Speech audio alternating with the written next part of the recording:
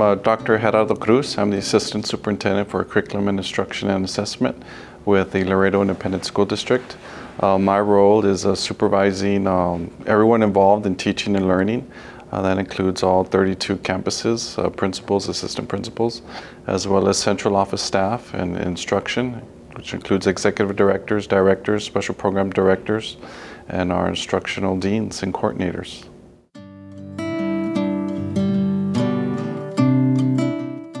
Primarily the big picture, looking at our curriculum and how we are addressing the student needs, making sure that we have opportunities for our students to grow and develop.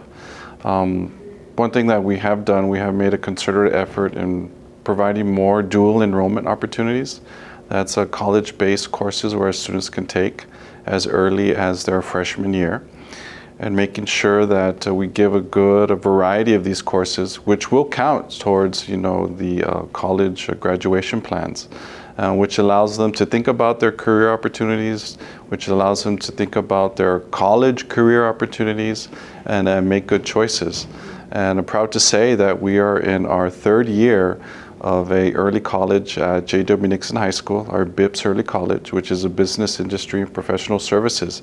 And we have a pathway which allows us students to garner experiences in the educational field, as well as garner some coursework.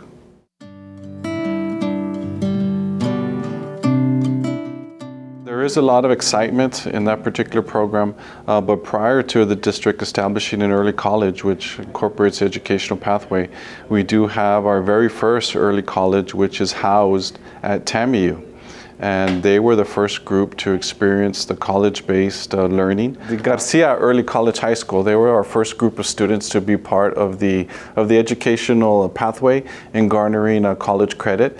And my experience, prior to me becoming an assistant superintendent, I was a principal at J.W. Nixon High School, and I actually hired one of those graduates. So this was a young lady teaching mathematics straight out of the Garcia Early College High School, one of our own, of course, the example of growing our own.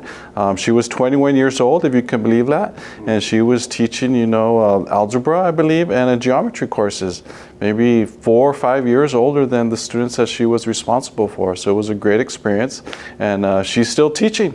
And she's a very dynamic teacher, and very proud of the work that she's doing, proud of the work that our district is doing, which is a testament to what goes on. We want to make sure that we give relevant learning experiences.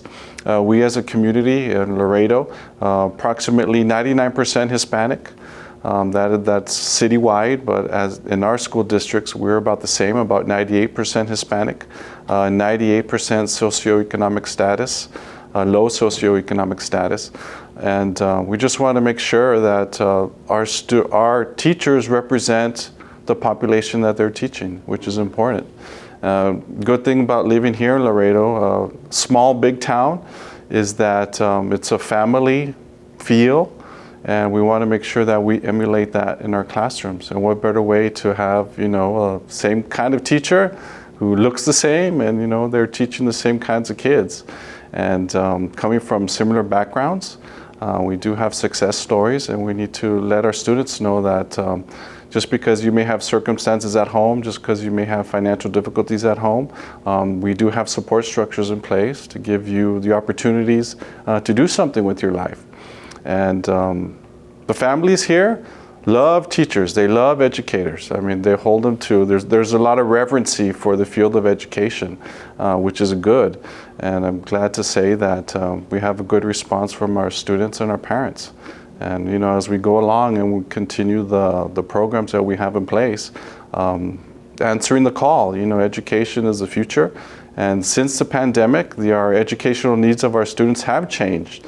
And not just with the educational pathway, but bridging what is happening in public ed with TAMU, making sure that the teachers in the teacher preparation program know what's going on in the classroom, know that it's more social emotional supports, also being tech savvy. Do you understand technology? Textbooks are now online now. you know, and all of our students in our district, we have a one-to-one initiative. Every single student has at least a laptop or a Chromebook in place.